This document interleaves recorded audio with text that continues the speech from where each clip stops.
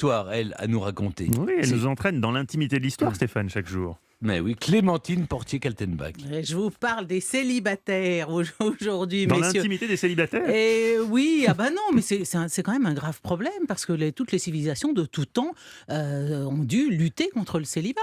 Comment une société peut-elle survivre sans enfants avec des hommes qui choisissent strictement d'être célibataires? Alors bon, par exemple, dans l'Antiquité à Sparte, une fois par an, tous les hommes célibataires étaient réunis à poil, tout nus, devant l'autel d'un temple, et les femmes, ça devait être le bon temps, mesdames, les femmes étaient autorisées à leur taper dessus. Pour tester la marchandise ? Oui, non, pour dénoncer ces égoïstes qui refusaient de se marier, tout simplement. Donc, une fois par an, tous à poil devant l'autel. Alors, évidemment, elles étaient nues, elles aussi ? Non, pas du tout. D'ailleurs, les hommes réunis sur la place devaient leur chanter des remerciements pour les coups qu'ils recevaient. Ça devait être très étrange. Hein. Et rassurez-vous tous, autant que vous êtes, passé un certain âge, les célibataires endurcis étaient quand même dispensés de la cérémonie. Quand même, oui. Mais voyez-vous, les Grecs, et à commencer par Solon, le grand législateur grec, dans sa constitution, favorise les mariages par tout moyen afin de donner à la République, bien sûr, le plus grand nombre de citoyens. Et Platon, dans son traité des lois, exige que l'on prenne femme entre 30 et 35 ans, obligatoire, et que sinon, on donne une amende chaque année à tous les récalcitrants. Il faut éviter la multiplication des célibataires, naturellement. Et on va jusqu'à leur interdire de témoigner en justice. Quand un citoyen grec vient prêter serment, la première question qu'on lui pose, Stéphane, en ton âme et conscience, as-tu un cheval ? As-tu une femme ? Et oui. Et le cheval passe avant la femme ? Oui, à je peu notais près. cet ordre. Oui, tout à fait. Le cheval passe avant la femme, naturellement. C'est scandaleux. Oui, vous savez, non, ne me détournez pas, ne me faites pas digresser, vous savez, c'est ma spécialité. Alors, à Rome, au 1er siècle avant notre ère, pareil, le consul Metellus Numidicus, un consul certes un peu réac, parce qu'on est à l'époque des Gracques, donc lui, il est plutôt réac, mais il s'adresse aux citoyens romains, il leur déclare: Romains, si nous pouvions nous passer d'épouse, assurément, aucun de nous ne voudrait se charger d'un tel fléau. Mais puisque la nature... Oui, Metellus Numidicus. Mais puisque la nature a disposé des choses de telle sorte qu'on ne puisse ni vivre agréablement en compagnie d'une femme, ni se perpétuer sans femme, assurons la pérennité de notre patrie, plutôt que le bonheur de notre courte vie. C'est sympa, les gars. Bon, alors, un siècle plus tard, peut-être celui qui aura été le plus gratiné dans l'histoire de l'Empire romain, dans sa politique anti-célibataire, c'est Auguste, le premier empereur. L'empereur Auguste, il s'en prend aussi violemment au célibat avec sa loi Julia. Voilà, vous retiendrez ça, la loi Julia. Elle décernait des privilèges aux parents d'au moins 3 enfants, mais elle interdisait aux célibataires et elle interdisait aux ménages inféconds de recueillir les héritages de personnes étrangères à leur famille. Donc, vous pouviez hériter quand même en famille, mais impossible de laisser ses biens. Alors, vous savez, ça se pratique beaucoup. On en a parlé l'autre jour avec le discours sacré. Quand vous êtes romain, vous allez devant le grand pontife, vous dites je laisse mes chaussettes et mon pot de chambre à mon copain Mathieu Noël. Bon, alors, et Tacite raconte même qu'il existait à Rome un système de surveillance avec des délateurs rémunérés qui allaient dire oui, vous, célibataire. Allez, comment on peut savoir si on est célibataire, par exemple ? Quand même, vous faites une enquête de voisinage. Moi, je pense que si je viens traîner dans votre quartier, vous allez vite Stéphane, le détecter. Bien sûr, je vais demander à votre boulangère. Lui, là, vous l'avez vu ? Est-ce qu'il a une femme et enfants ? Alors, on va pas acheter forcément le pain en famille. Oui, mais on a le droit de se balader seul dans la rue. On peut envoyer ses enfants l'acheter. Un pain à 80. Moi, je me souviens quand j'étais petite, en 70, un pain à 80. Bon, alors, ne vous détournez. Vous êtes vraiment la reine de la digression. Mais oui, c'est terrible. Même sur un pain, vous pouvez partir. Alors, j'étais sur Auguste. Laissez-moi sur Auguste. Alors, il y a les célibataires romains qui bientôt, qui évidemment réclamaient l'abrogation de cette loi Julia. Et Auguste, devant une assemblée de célibataires romains, déclara: je ne sais de quel nom vous appelez. Citoyens, alors que vous laissez périr la cité? Romains, quand vous vous efforcez d'abolir ce nom? Vous êtes meurtriers. En n'engendrant pas les enfants qui devraient naître de vous, vous êtes impurs en éteignant le nom et la mémoire de vos ancêtres. C'est la loi Julia, ça. Alors, bon, comme il y avait parmi les consuls romains, il y avait des célibataires, toutes ces lois progressivement ont été ensuite abolies.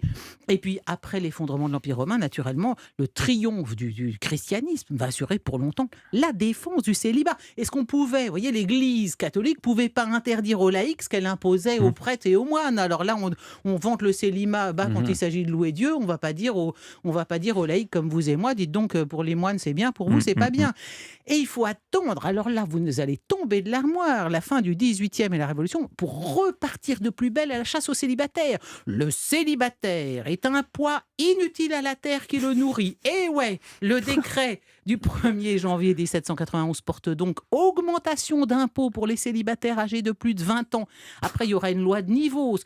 Les loyers d'habitation des célibataires sont surhaussés de moitié de leur valeur. Incroyable. Mais oui, et mieux encore, un conventionnel propose de faire porter un costume spécial aux célibataires, avec un chapeau absolument débile, mais pour que tout le monde puisse bien les identifier comme tels et leur dire « Ah, toi, t'es célibataire !» Bon, certains demandent à ce que le célibat soit déclaré crime capital. C'est la Révolution française. Non, mais là, ça va très loin quand même. Et oui. Le Conseil général de la Seine refuse d'admettre les célibataires dans ses bureaux. Et puis la Constitution de l'an 2 écarte les célibataires des conseils des anciens. C'est comme si aujourd'hui on disait vous êtes célibataire, vous n'avez pas le droit d'être député ou sénateur. Mais on devait être marié ou en concubinage, c'était bon? Non, parce que le concubinage. Non, parce que après, il y a toute la question de la filiation. Si non, c'est le mariage. C'est le mariage ou rien, d'accord. Oui, c'est l'institution du mariage. Bien sûr. Et la filiation pour l'héritage, tout ça, c'est très important. Et le nom. Alors, la stigmatisation du célibataire ne va pas cesser au 19e, parce qu'au 19e, le nombre de jeunes filles sans mari augmente et les naissances sont plus rares. Donc, le célibat est à nouveau considéré comme un fléau public. Et il y a eu un projet de loi au début du 20e, vous voyez, c'est pas vieux, qui était un projet de loi dit du remplacement. Donc tout Français qui n'était pas marié, qui n'avait pas d'enfant, devait pourvoir à son remplacement, puisqu'on considérait que tous les Français devaient être mariés à 25 ans et à 30 ans devaient nourrir 2 bouches. Donc ce député qui propose cette loi au tournant du 20e, il dit écoutez, si vous n'avez pas d'enfant à 30 ans, vous payez quand même pour 2. Bon, ça ne sera pas passé. Mais enfin, l'apparition du quotient familial en 42 relève bien de cette même considération. Favoriser les naissances, taxer les célibataires. Alors, qu'en aurait pensé Beethoven, Descartes, Kant, Nerval ou Voltaire, tous célibataires? Aurait-il donné raison à Octave Feuillet? Le mariage est un ignoble éteignoir. Un artiste marié est un artiste fini. Tiens, regarde Rossini qui s'est marié. Qu'est-ce qu'il fait maintenant? Il pêche à la ligne. Ces célibataires célèbres auraient-ils approuvé Raymond d'Orgelès, inoubliable auteur des Croix de bois? L'homme doit rester célibataire parce que la femme rend lâche. C'est elle qui conseille aux grévistes de rentrer à l'usine, à l'artiste de faire du commerce, aux soldats de plier le dos parce qu'elle ne pense qu'à la pâté, qu'elle a un pot au feu dans le cœur. Bon, non, mais là, je me rends compte, je suis en train de me tirer une balle dans le pied, parce que moi, perso, je suis marié depuis 30 ans. Donc, concluons plutôt avec le célèbre éditeur et littérateur Hetzel, vous savez, Hetzel, Stéphane le Hetzel qui a édité tous les Jules Verne. Ah oui, bien sûr. Vous connaissez ces beaux livres. Alors, oui, voilà ce qu'il nous dit Hetzel.